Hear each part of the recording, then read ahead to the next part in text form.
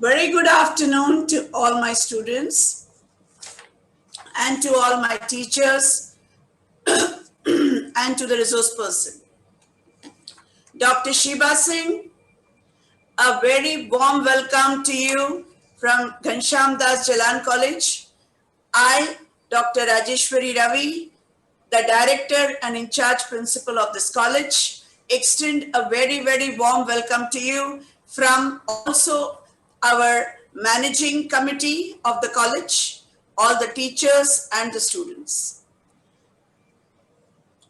Thank you so much. Yeah, for all the audience who are here to hear Dr. Shiba Singh on how to overcome anxiety. So also warm welcome to all my great audience for today. I had already given you a gist of why we scheduled this webinar on this topic today, mainly because all are facing this problem during lockdown, all the more the lockdown because of COVID-19, there is a kind of fear in everyone's mind. This fear we are facing is an unknown fear. We don't know what next. We don't know why we have the fear. And the anxiety that we are going through is shown in a different way, which does affect our mental health and also physical health. So Dr. Shiba Singh, at a short notice, agreed to conduct this webinar for all of us for our betterment. And I must introduce Shiba Singh to you, who is going to give us tips on how do we overcome such anxiety in our life. Dr. Shiba Singh has done her doctorate, that is PhD in psychology, after winning gold medal in her post-graduation. She has diverse experience in academia, social endeavors, and practice for more than a decade. She has many research papers, I'm sorry for the throat. She has many research papers to her credit, which have been published in different psychology journals. She is an avid speaker at conferences and seminars. She has conducted many workshops and discourses on anxiety, depression, relaxation techniques and parenting, bullying, basic counseling skills and practice, etc. She has also been invited in TV shows as a parenting expert. She has mentored and supervised many graduate and postgraduate psychology students in universities like SNDT Mumbai. Many students have interned under her. Currently, she practices in Powai, Mumbai as a consultant psychologist and is a senior affiliate with one of India's leading employee assistance program providers, which we call in short as EAP. Warm welcome to Dr. Shiba Singh once again from Ghanshyam Das Jalan College. Thank you. Without wasting much time, I pass on to you. Over to you, Dr. Shiba Singh. We are very eager to hear you. Thank you so much, Dr. Rajeshwari. I'm glad to be here. And thank you so much for the introduction. We are glad to. Yeah. So, Doctor, if you allow, can I share my screen? Yes, you are the co-host. Yes.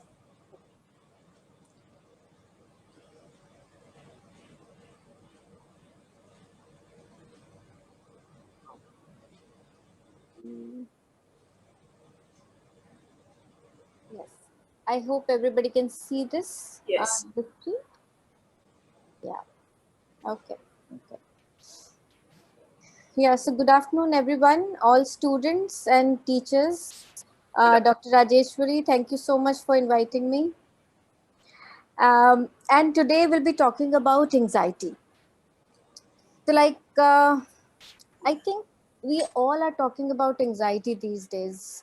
After the COVID-19 epidemic, we all are talking about it. I wonder, didn't we have anxiety earlier? We all used to have anxiety earlier. It's that I think it's more of the awareness which has come up these days because most of us are facing anxiety to an extent where we need a professional help, or where we understand that there is something wrong with us, or the emotions are going up and down, or what are we thinking, and what is it, do we need help, or it's just a passing phase. So I would say earlier, when we used to talk about anxiety, we used to take it very generally. The term anxiety is taken very, very generally. Anxiety and depression also, actually. Even though we are not facing any depressive symptoms, all symptoms, it's only sadness sometimes, but we call it depression. And we call these terms, or we use these terms very, very casually. But now, these days, we have started taking these terms as a serious threat to our physical and mental health. So that's why probably we are all talking about anxiety these days. And I'm glad that we have recognized that this is something which needs attention, and we need to do something about it. Right? So let's today learn about how we can help ourselves to get rid of anxiety, or if we are not able to help ourselves, then what do we do? What do we need to do? Right? We all know that when we have a fracture, or when we are physically hurt, we have to go to a doctor. But when there is a fracture in the mind, we don't know what to do. When our emotions are going haywire, we don't know what to do. So let's understand today, where do we focus if we want to get rid of anxiety ourselves, or if that's not possible, where do we have to go? Yeah. So let's start with the presentation, and with the presentation, there are more of pictures, and I'll explain all those pictures. Yeah.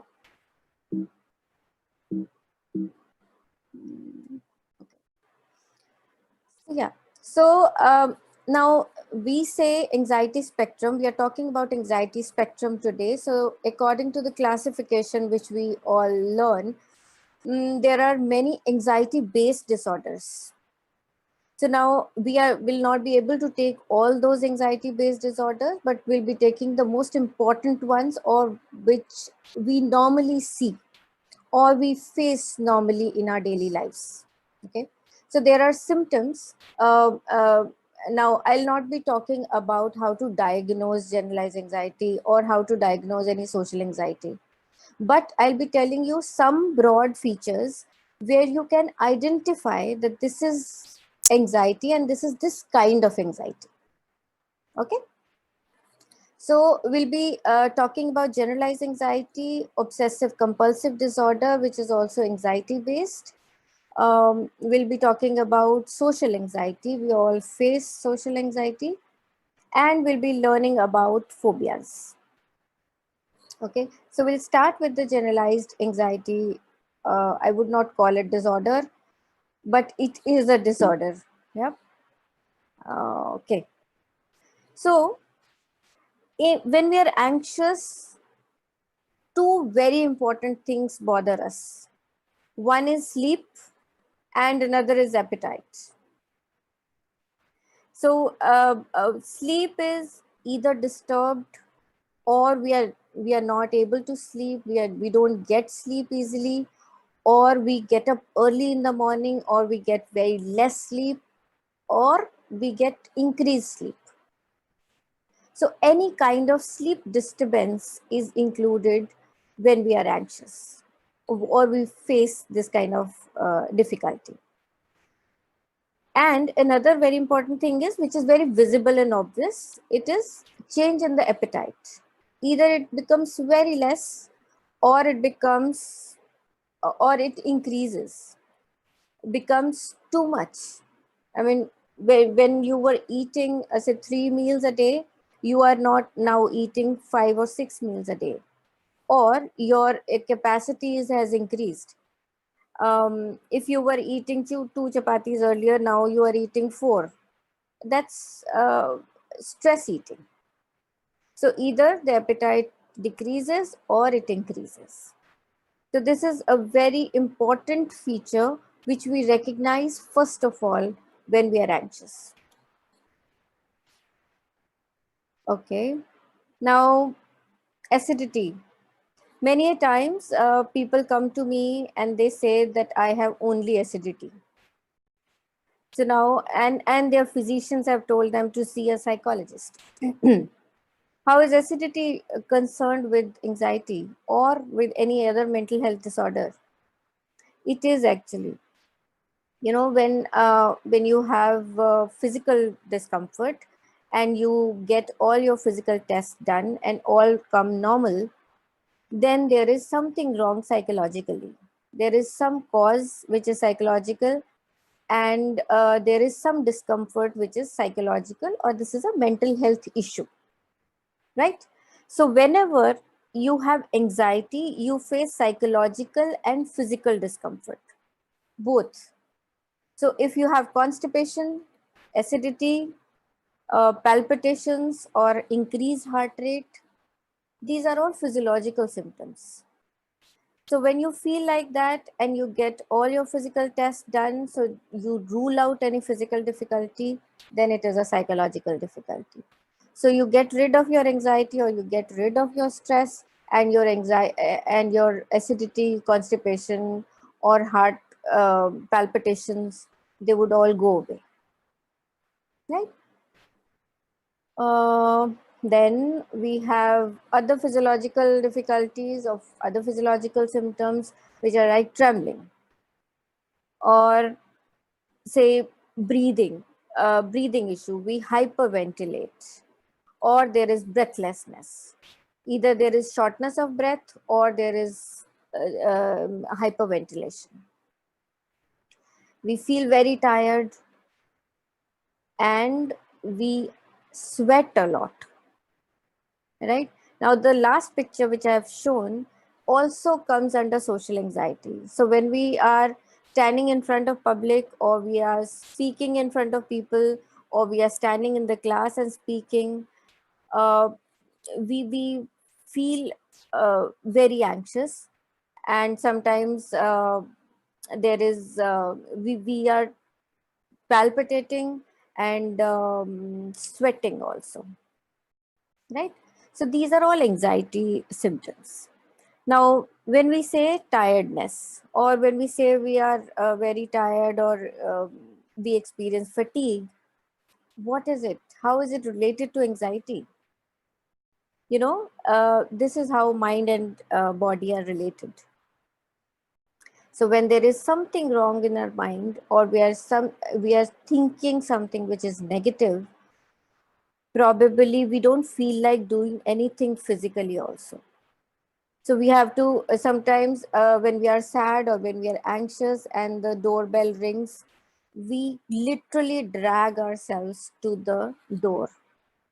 There is nothing wrong with our legs, there is nothing wrong with the body, but still we are not able to move.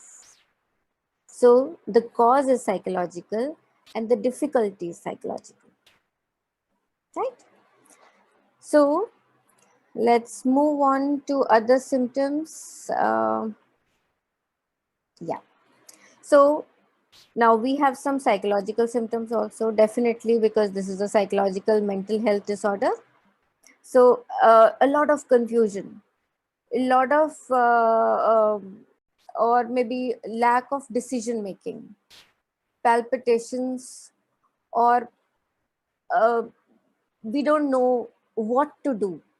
Now there are so many things to do, we are not able to organize, we don't know from where to start. Suppose we land up in the office or we land up in the college, we don't know where to go, or what is the teacher teaching us, what is she saying, because we are so preoccupied with our mind, we are so preoccupied with the worry and anxiety, that we are not able to understand what the other person is saying. So there is a lot of chaos in the mind, right? So these are the psychological uh, symptoms. Now here I have just divided so that we don't miss anything. So this is worry and apprehension. These are the psychological arousals. Worry and apprehension, which is prolonged, difficult to control, and widespread. Yeah, I'll just explain you why I've mentioned all these. So worry we all know, and we all face this. We all are sad sometimes. We all are anxious sometimes. But when do we know that we need help, or when do we know that we can help ourselves? Right. So when the worry or anxiousness is prolonged, when I say, it should be more than 15-20 days. The continuous worry for more than 15-20 days, and which you are not able to control. You try to control, you want to control, but you are not able to control. Then you need to worry about what is happening, what are your emotions, and how do you want to deal with it. And number three is that the worry is widespread. Now, by widespread, I would mean, uh, see, the worry is about everything. So, if one situation has gone, suppose your maths exam is over. Now you worry about something else. You pick up something else. Now all exams are over. Now you pick up something else. How would I go to college? Or will the teacher come to the college or not? Or where will I get the books from? Or will I be able to take up the next course? Will I get admission in the next course? Or if not about studies, then you start worrying about family. Then you start worrying about your mother or your father, or about yourself or your brother, sister, family, work, studies, anything. So that's why we call it widespread. So this is worry about anything, right? So there is no specific thing which you worry about all the time, right? So then most of the times you're irritable, you're angry, irritable, you lack concentration, and there is a decreased power uh, to decide. So the decision making power is decreased because there is a lot of confusion in your mind. Sensitivity to noise. When you're anxious, or when you're sad also sometimes, then you don't like any noise. So suppose your brother or sister is watching TV, even if the volume is very low, it looks like that the volume is too high. So it's about sensitivity to noise. So mostly you would be irritated, or you would be angry on your sister or brother, that why are you listening on such a loud noise. But normally the noise is very very normal, and that is mere audible, right? But you are sensitive to noise. Poor memory, yeah. So forgetfulness is also one of the features of anxiety. So you forget very quickly. So when before exams you are anxious, but you have prepared well, but what do you think? You think that I don't know anything. What will I write? Because I don't remember anything, right? So that is a function of anxiety, and that's not because you have not prepared. So you're prepared well. If you're not anxious, you'll be very confident. Okay. So try not to be anxious before your exams so that you're more confident about yourselves. Okay.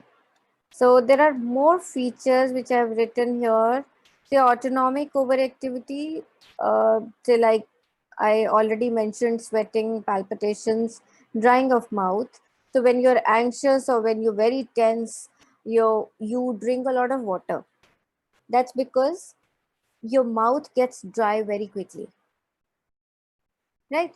Um, so that's a function of anxiety, and not because there is something wrong in the body. Epigastric discomfort, so there is some butterflies in your stomach, or there is some discomfort in your stomach, or some acidity or some constipation or some pain or irritation in the stomach.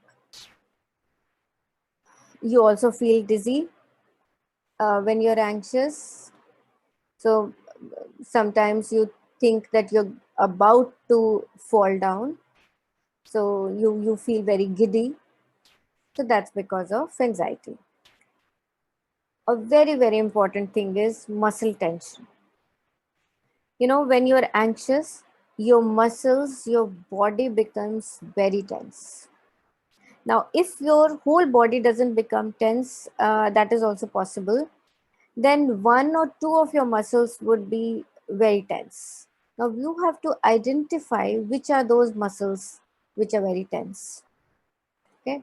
So, when we'll do the tips to get rid of anxiety, then I'll tell you how to identify the body parts which are tense or which become tense.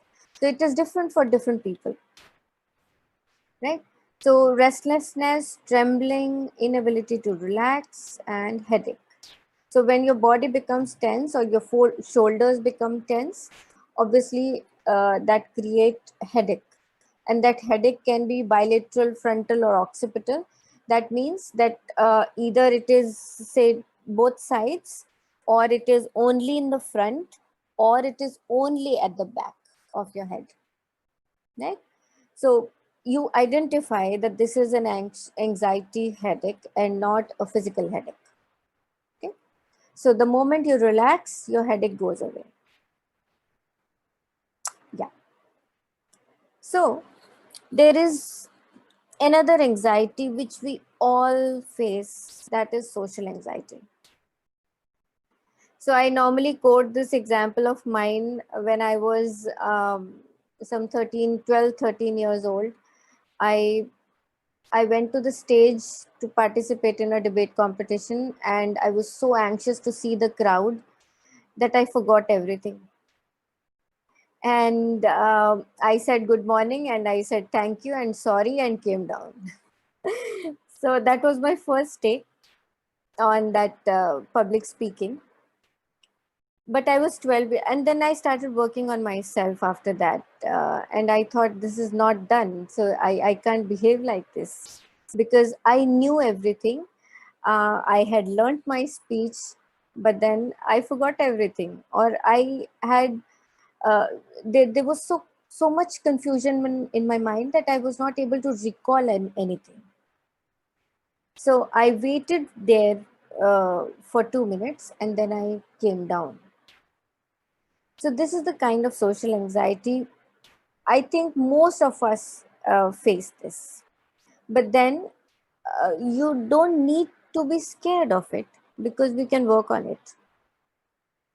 And I think now I can speak publicly. I mean, I don't have any anxiety when I have to speak in public.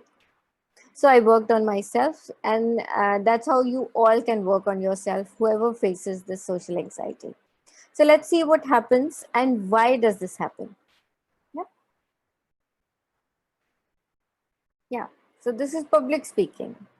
When we are speaking in front of others, what happens? Why can't we speak? It is not that we don't know the stuff, we don't know what we have to say, or the work which we have done is done by us only.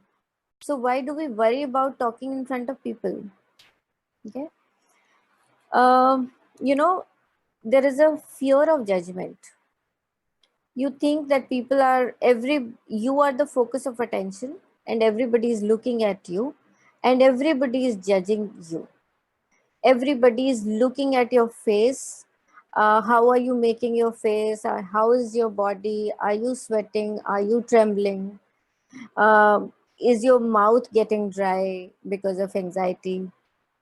Or whatever is happening to your body, you think that everybody can see it, and everybody is going to judge me. So you don't want to show your fear to others, right? And also, there is one more thing. You fear that you will say something wrong, and then again, people will judge you. You know, anybody can say anything wrong. Like today, I'm talking to you about anxiety. I have seen many anxiety patients. I have seen many people over 2 decades now who face anxiety. But then still, I may not know something. There are every day I face or I see a patient, a person who faces anxiety but has a different way to express it. Different, as in symptoms are same, but I have to identify what the symptom is, right? So I may not understand sometimes what is this happening. So I may also take advice from others or may discuss my cases with other colleagues so that I identify the person in the correct manner. So it is not that you know 100%. Even if you have done your work, it's not, and you are asked a question about your work, it's not always possible that you know everything or you know 100%. You may also not know anything, and you may get back to them afterwards. Maybe you can say that I've not focused on that.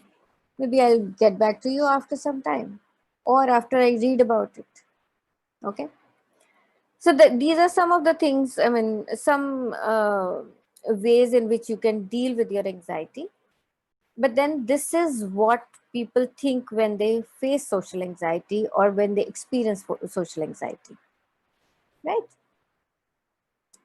Now, socially anxious people, they normally remain aloof because they don't want to face people.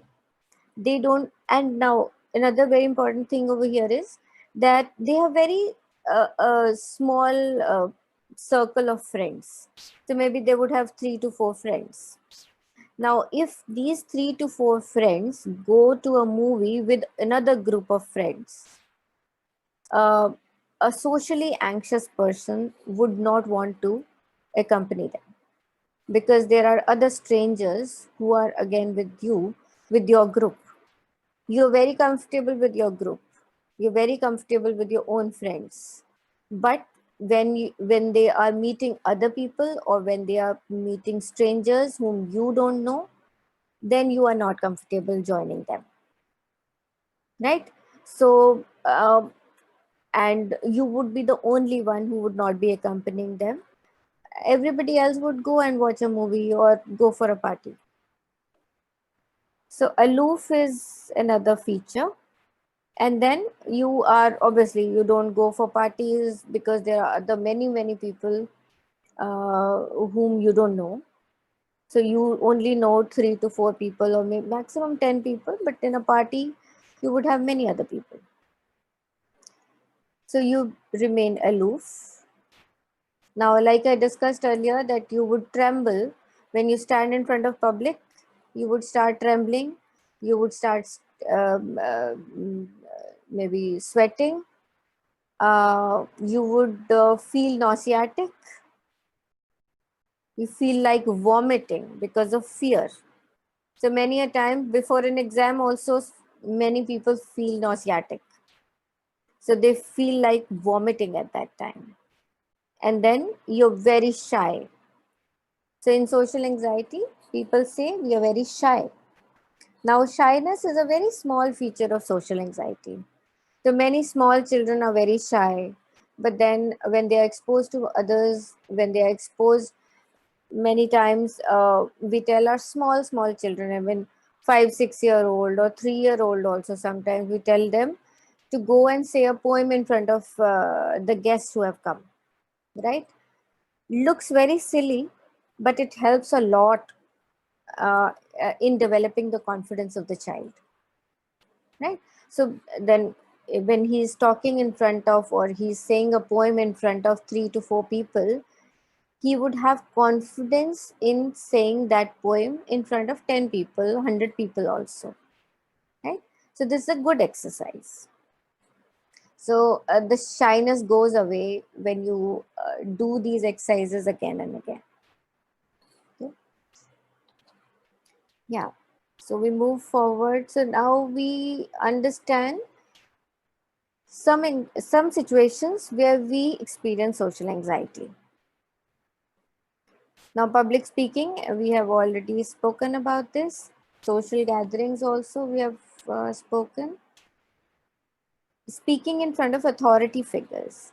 You know, when we start working, uh, many clients come to me and they say that if my subordinates are sitting when I'm presenting or when I have a meeting and I am the authority figure and all others are subordinates, I'm very confident and I can speak to them.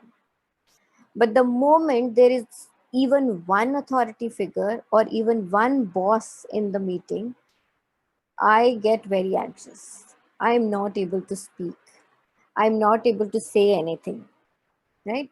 So speaking in front of authority figures, and when there are two, three, four authority figures or three bosses in front of the person, then he becomes very anxious. So he's not able to present. He's not able to put up his points, right? So even if he knows the stuff, even if he wants to make any corrections in what the other people are saying, he's not able to do that. Okay, so that's the level of his anxiety. Then office meetings, the same thing. Talking to strangers, like we have already discussed. Yeah, yeah. So now we come to phobias. Now, phobias are also anxiety based. So the moment we are anxious, now I'll tell you the difference between the generalized anxiety and phobias. Both are anxiety based. In both the difficulties, we have anxiety, first of all. But in generalized anxiety, uh, it is the anxiety is widespread. So we can be anxious about anything. But in phobias, the anxiety is about a specific thing, one thing only. So the phobia is sometimes, the phobia is about darkness. So you're very scared in darkness. But when it is illuminated, when there is light, um, you are not scared. You don't have any anxiety. You're not scared about anything else. But you are scared about only darkness. Right? So, and there are other things also. Now, what is a phobia? Now, phobia is a fear. Fear, fearing a lion is not a phobia. You know, when a lion is standing in front of us, or there is a huge animal in front of us, or a crocodile in front of us, and we get scared, that's not a phobia. That is a normal fear. Why? Because, you know, the phobia is not, the fear is not irrational. The lion is a animal to be scared of, right? He can harm us. So it can, the crocodile can harm us, the lion can harm us. So the fear is proportionate to the danger. Now, when the fear is not proportionate to the danger, then it is called a phobia. When we are scared of a cockroach, when we are scared of a lizard, that is a phobia because that is irrational. That's not a thing to be scared of. Now, cockroach cannot say anything to us or it cannot harm us. So, the danger is or the fear is not proportionate to the danger.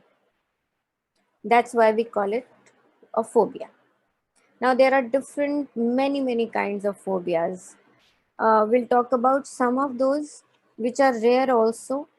Um, Let me show you. Now, phobias of thunder and lightning. So many people are very scared of thunder and lightning and sometimes rain also. So that's a different thing. People enjoy rain. People enjoy the weather when it's raining or when it is pleasant outside. but some people fear rain, some people fear thunder, darkness. Some people, now there was a client of mine who had come to me who used to fear rain. He lost his job because of that, because in rainy season he never could use to, uh, he would never use to say go to the workplace. He would he would stay at home, or he would change the city. So he would go to a city where it's not raining, you know. So that was the kind of fear, that was the kind of phobia he used to have. So and then we have another phobia, which is insectophobia, where you are scared of insects. So like cockroach, I said, ants, cockroaches, spiders. So you are scared of these things which are harmless. Okay? They are disgusting sometimes. Say lizards, also reptiles, lizards, they are harmless. People can feel disgust, but people sometimes feel uh, they're very fearful of that. So they would start jumping, or they would start running or screaming on top of their voice. That is the kind of fear they have. Then this is a very normal phobia. I think many people face this. That is the fear of closed places. So people are scared of, say, going in a lift. So many times they buy a house or they rent out a house on the first floor so that they don't have to use the lift. Right? Now, all these things make you very dysfunctional. You know. Now you can take a house on the first floor, but what will you do with your office, which is on the 30th floor? Can you go climbing every day on the 30th floor? So that is making you dysfunctional, right? So if it is making you dysfunctional, if it is hindering in your occupational or personal life, then you need to do something about it. If you are able to manage it yourself, then it is very fine. If you're not able to manage it, then you need professional help. Okay. Yeah. So some people have also a fear of going in a flight. Um, Now this is a very normal, usual kind of a fear where people feel, uh, say, one, because of claustrophobia, because of the closed place, closed environment in a flight, they are fearful. Another is that they fear that the plane will crash, or there would be some turbulence, and they would be very fearful. Okay, so going on a flight is another phobia. Then fear of darkness, we have already spoken about it.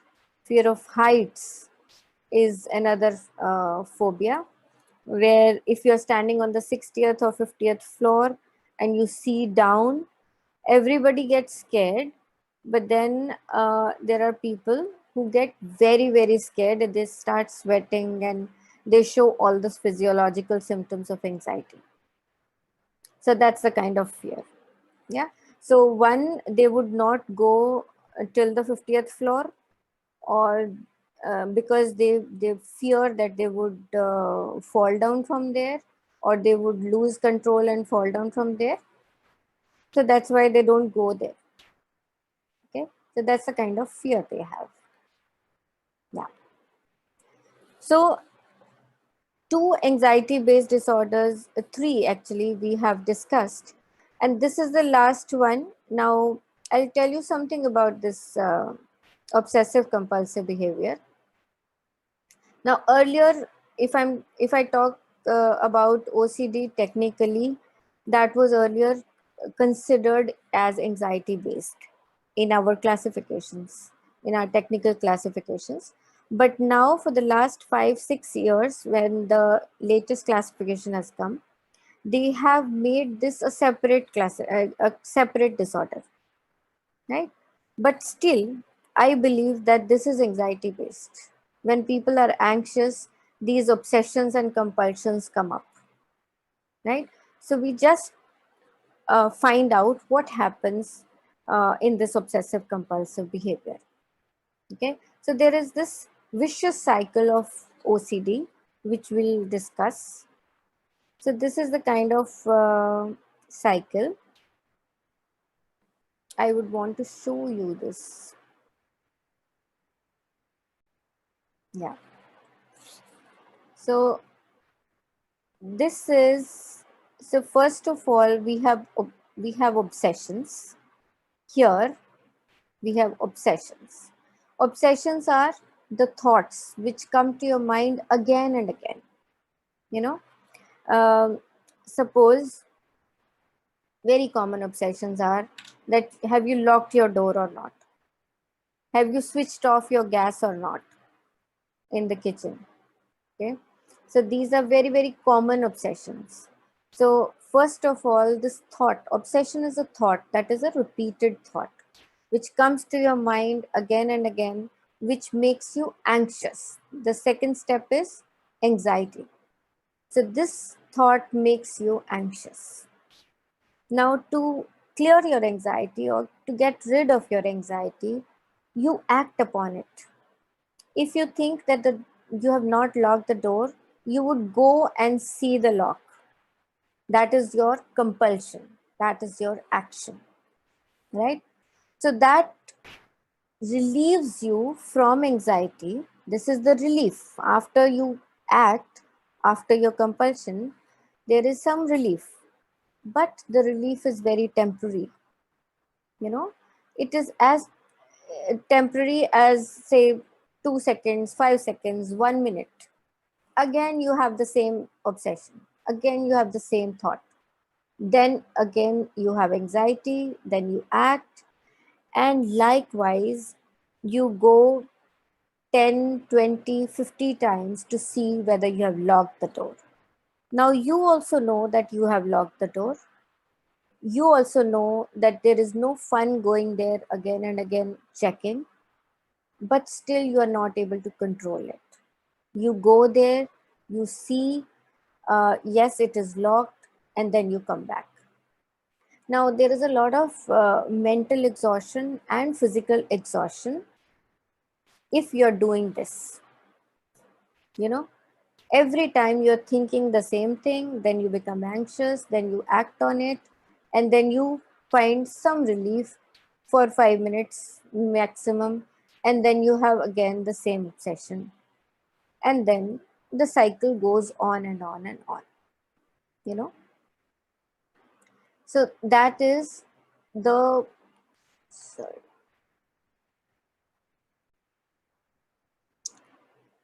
that's the OCD cycle, you know. Okay, now I'll show you these.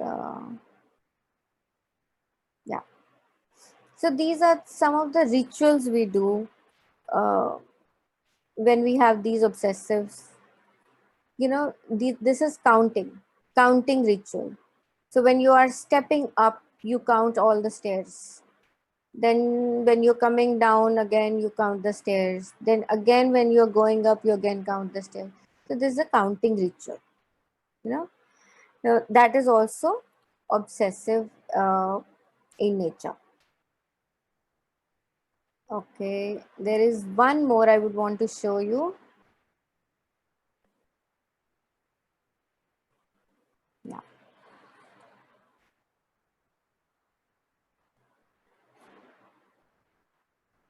you know, this is the frequency of checking the door. And at the same moment, here only. So this person is checking the door again and again and again. She also knows that it is locked. She can see it, this is locked. But then again, she's checking. So she would check it a number of times, right? Yeah.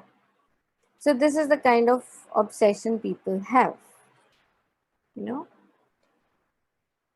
Now here, people have, they are kind of perfectionists. So if the pencils are in line, they should be perfect. No pencil should move here and there. So they would spend so much of time aligning them, keeping them straight, keeping them in sequence and in line. Then we have already talked about the ritual of counting. Then a very common ritual is washing hands. That is cleanliness. So people wash their hands so many times that it ends up like this. They have this kind of bruises on their hands after they wash their hands so many times. Like I had a client who would wash the books also. If she used to borrow a book from somebody, so her husband once told another person that you don't lend her a book because she will go and wash the book at home. So that's the kind of OCD of cleanliness. So people are very, very, very obsessed with some ideas and then they act on them, right? So if you think that this book is not clean, or this laptop is not clean, or mobile is not clean, you would end up washing it. Okay. So they don't see whether this can be washed or not, but then they'll end up doing it. Yeah. So we have discussed 4 disorders or 4 behaviors which are anxiety based. Now let's see what we can do about if we identify those anxieties in ourselves or in our family members or friends. What can we do about it ourselves? So how can we care about ourselves if we are anxious? So number one is that you should have a good sleep. Your sleep should not be disturbed. You should have 7 to 8 hours of sleep every day. Even if you're not able to sleep throughout the day, you should be able to sleep 7 to 8 hours at night. So make sure that you sleep like that. And I'll also tell you, if you have a disturbed sleep, what can you do? Okay. Now, another thing we talked about was appetite. So you need to have good, nutritious food and maybe 3 meals, or you should not see a change in your meals. You should not be look. You should not have either a decrease or increase. Suppose one person eats 1 chapati and he's been eating 1 chapati throughout his life. If there is a change, if he starts eating half or if he starts eating 3, then there is a change. If he continues to eat 1 chapati a day, that's okay, because that's his routine. That's what he's always been doing. So if you see a change in your appetite, then you need to worry about it. Okay. And the food should be nutritious with all the ingredients. Now, number 3 is physical exercise, which is very, very important. When I say sleep and appetite, if they are disturbed, physical exercise will help it. It will help you sleep. It will help you relax. So you can do yoga either in the morning or in the evening. There is no time for physical exercise. Whenever you get time, you can do it. You can go for a jog. You can go for a brisk walk every day. Now, if you're not doing any physical exercise, not doing at all, then you may start with a 20 minutes walk every day. So, and continue doing this. Maybe slowly you can increase the time of your walk, maybe 20 to 25 minutes, and then 30, and then 40. So if you are not able to increase beyond 40, that's okay. But 40 minutes of walk, a brisk walk, is very important for you to keep sane. Okay. So this will help. Now, how would a physical exercise, or how would jogging help, or how would running help you? Now, one very important thing over here is that it releases happy hormones. So that relaxes you and eases your mind and brings you to a good mood. So that's how it helps. Okay. And continue doing these exercises for 3 months at least, till the time you get habitual to do that. So it takes around 2 to 3 months to develop a habit. Okay. Now you can play some outdoor games like tennis, badminton, swimming, or any other game of football, basketball, volleyball, any other game which involves physical movement. That's an important part of dealing with anxiety.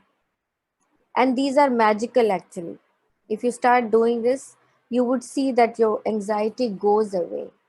Now, if you have difficulty after that also, then you may see a professional. Yeah.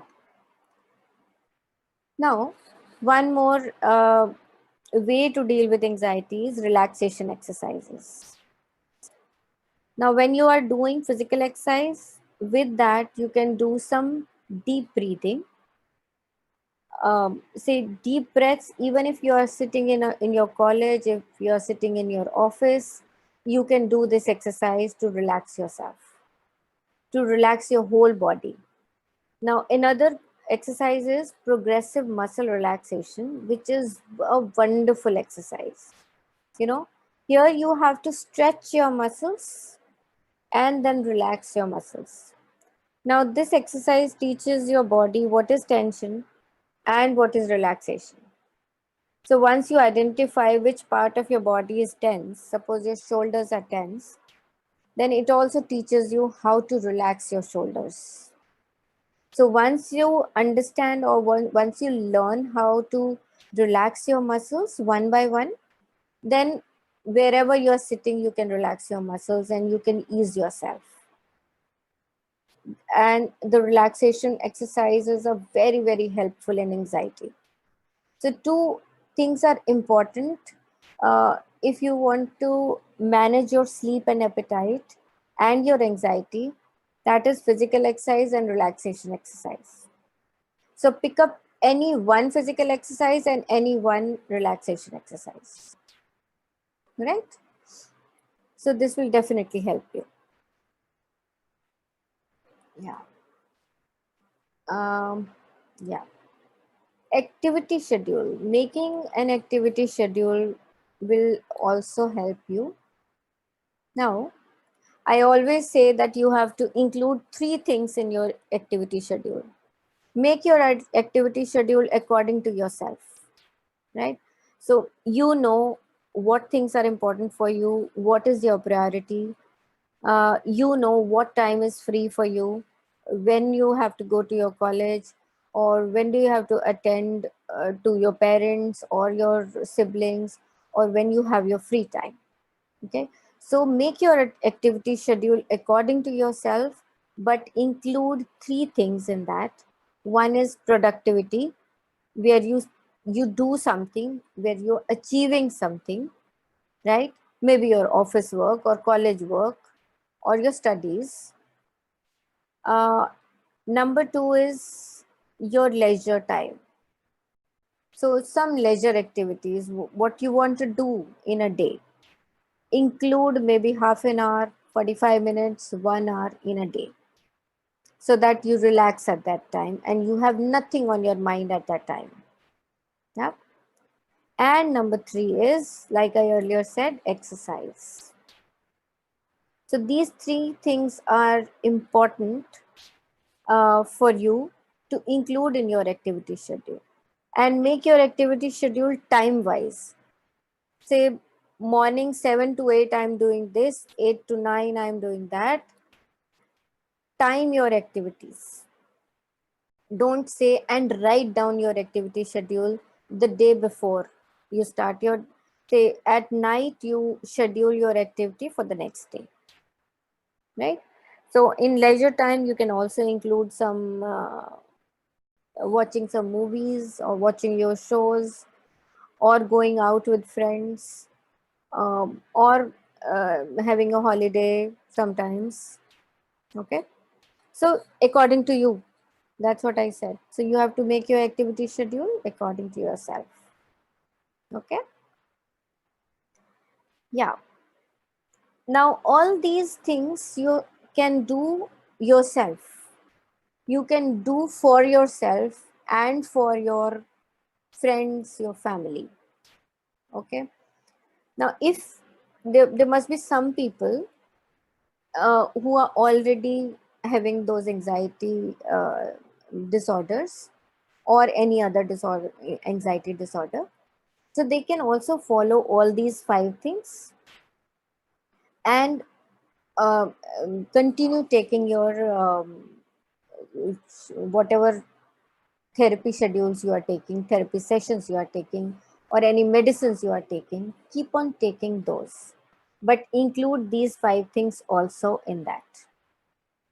And if your anxiety is I mean, you can manage your anxiety, but it would be very much possible for you to manage your anxiety with these 5 things, right? Okay, now like I said, yeah, you can continue with your therapy sessions and medicines if you have anxiety already. And if you're not able to um, manage your anxiety, you can have a professional help. Offline or online therapy, these days many people are taking online therapy sessions, so you can join anybody, or you can join a professional whom you are comfortable with, with whom you have a good rapport. Okay, so that's it. I am open for questions if you have any. I would just want to show you one video. Dr. Rajeshwari, if you allow, can I show this? Yeah, please go on. Please share.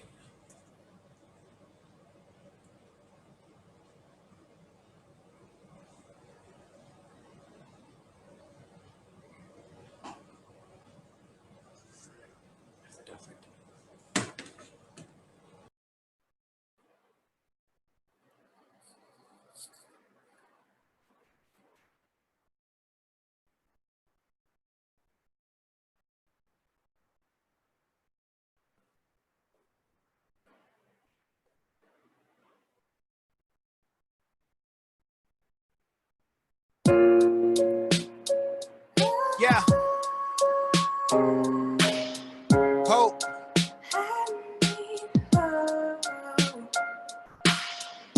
4 walls, locked doors, yeah, I'm trapped in.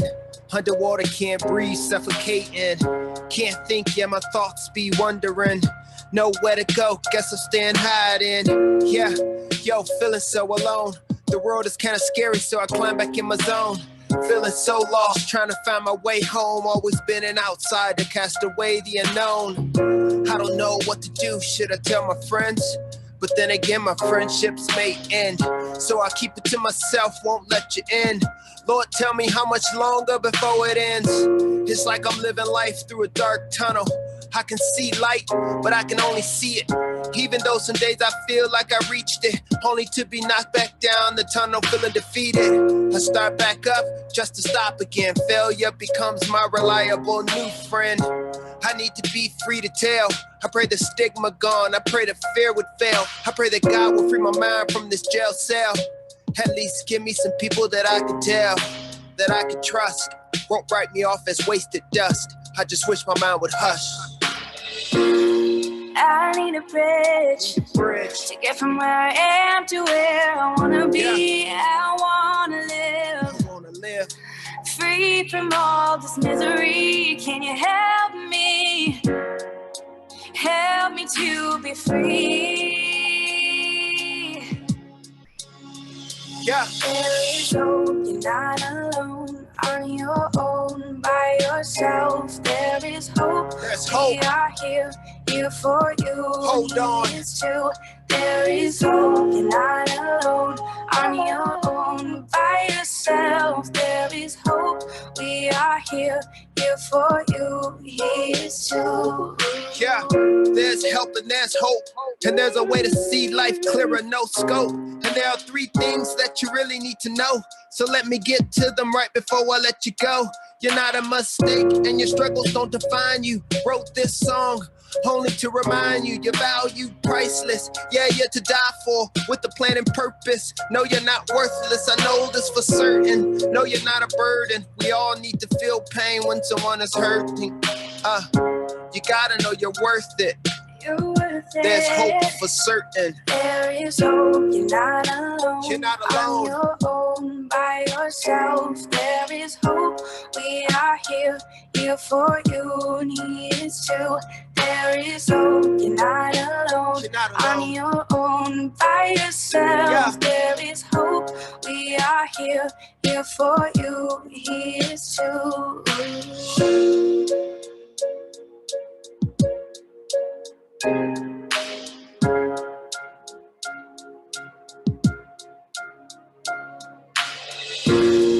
I need a bridge to get from where I am to where I wanna be. I wanna live I wanna live. free from all this misery. Can you help me? I need your help. Help me to be free. Free. There is hope, you're not alone, on your own, by yourself. There is hope, There's we hope. are here for you. Hold on. It's true, there is hope, you're not alone, on your own, by yourself. There is hope, we are here for you. It's true.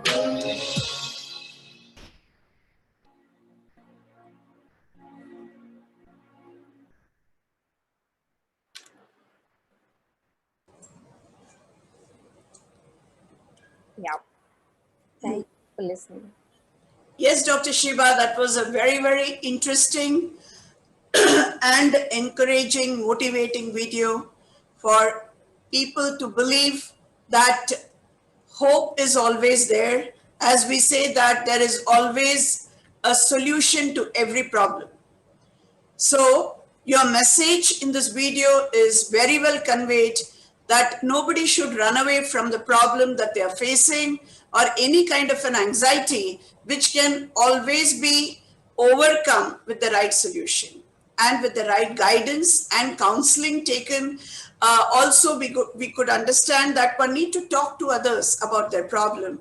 And if you keep it to your chest that this is what I'm going through, and as you rightly said, many suicides happen because you brood over the problem all alone and you become a silent sufferer. So if only you could share this with everyone, probably others will definitely reach out to people to help each other, and you can very well overcome this. I think we all, as a member of the society, we need to extend this help and this cause to everyone. And also all students, please see that if you find anyone in any problem, and even the audience here, any kind of a problem people are facing through, we could reach out to each other and see that we can find a solution to it. Thank you so much, Dr. Shiva, for your time and for that lovely PowerPoint presentation. You took us through the different kind of phobias that people have and the difference between the actual phobia and the anxiety, what is not a phobia, and all those we could learn from you, and which is a must for us to know. That's great. Would you like to say something else, Dr. Shiva, to us, to the audience? The only message actually, because I want to make people aware about mental health. And I am thankful to so many situations which have come up. Actually, it's very ironical that people have started addressing to their mental health issues now. They have started recognizing what is it. And this is, and another very important aspect is that these difficulties are treatable. So you can seek help. And if suppose, like I said, that if you have a fracture in your arm, you immediately rush to a doctor. But if your emotions are going haywire, you don't know what to do. So now you know what to do. It's some people are very scared about medicines, that they'll have to take medicines. Right. Now, if the situation is early and the symptoms are mild, a psychologist can help you. Only a psychologist can help you. But if the situation is grave and you are not in control of yourself, then you need medicine. But that also has, you have to take it for some time and not forever, right? So a team of a psychiatrist and a psychologist will be able to help you if you need medicine also, right? So That's reach out to a mental health professional if you are facing anything, any problem. It is treatable. so.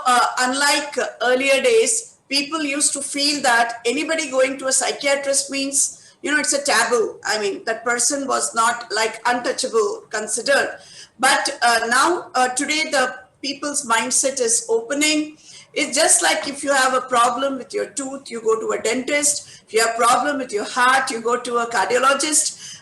Go to eye specialist if you have a problem. The same way, people have realized if there is a problem in your thinking, there is something you have been affected psychologically, it's better to go to a psychologist, who will come up with a solution to it. That's a very good lesson. I think our students and all of us hearing you today could learn.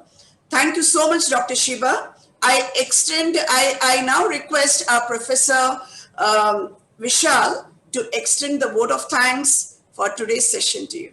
Thank you. Over to Professor Vishal. Hello. There is a question. Yeah. Okay, I think the question answer will be addressed and then the vote of thanks. Yeah, whoever has a question could go. Hello. Hello. Yes, please. Yes.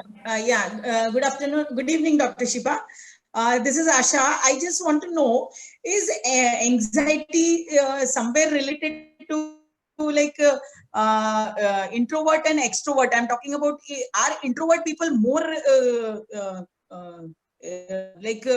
are more towards becoming more anxiety, falling into anxiety? No, Mrs. Asha, anybody can have. Hello. Anybody can. Hello. Hello, can you hear me? Can you hear me now?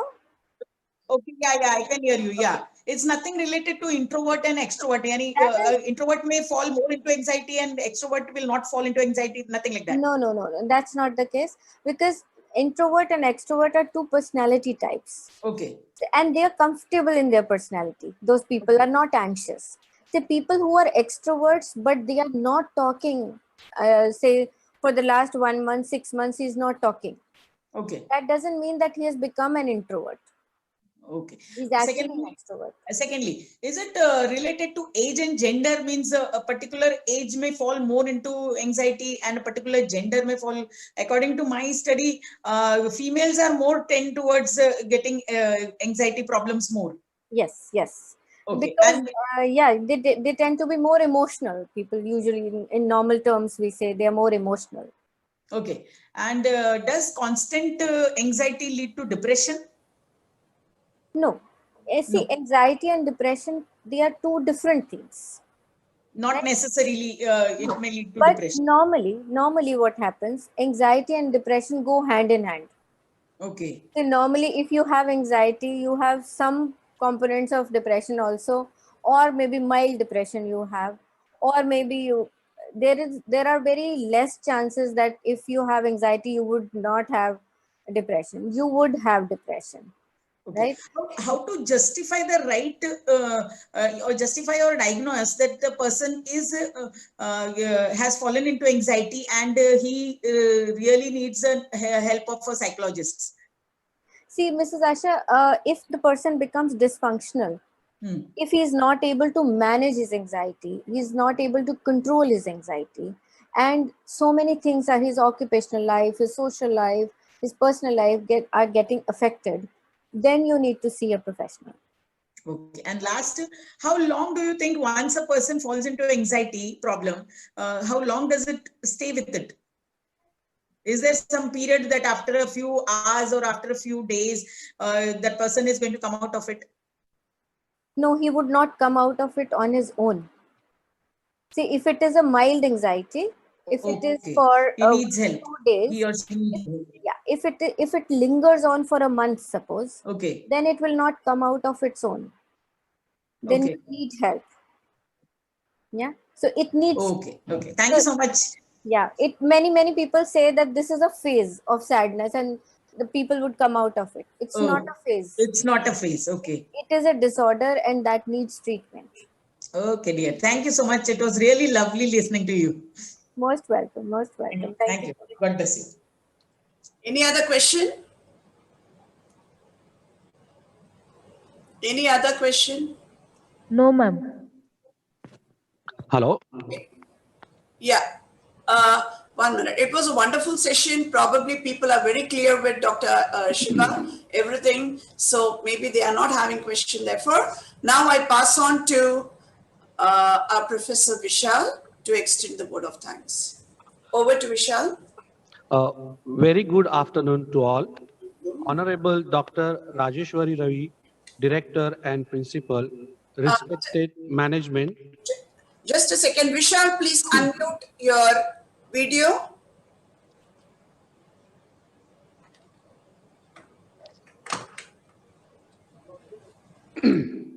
Yes. Honorable Dr. Rajeshwari Ravi, Director and Principal, respected management, Dr. Shiba Singh, our most valued invited guest, colleagues and dear participants, it's my privilege to have been asked to propose a vote of thanks in this webinar entitled Anxiety Spectrum. Definitely, phobias, social anxiety like fear of judging by others, we face every day. We have to be mentally cheerful and physically active by doing exercise, yoga, taking good nourishment, and good sleep. Dr. Shiba has given us well insight to overcome the anxiety and stress, which is the current requirement of this fast world. So with this positive takeaway, I, Mr. Vishal Gaikwad, on behalf of GD Jalan College, extend a very hearty word of thanks to you, ma'am, for sharing your important findings and opinions today with us. Thank you, ma'am. Yeah, thank you, Professor Vishal, for the nice vote of thanks extended to. So thank you, Dr. Shiba. Maybe sometime we can set up counseling for our students in our college. You may visit maybe once a week or so and talk to them for students who may be going through such suffering silently, but they may be wanting to speak to such counselors and not to their parents or teachers. So that could be a very good, way of solving the problems of our students too. So thank you so much. I hope you will accept our invitation to visit our college for the social cause. Sure, ma'am. That would be my privilege. Thank you so much.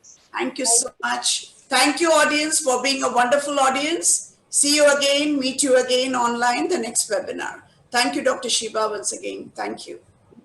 Thank you.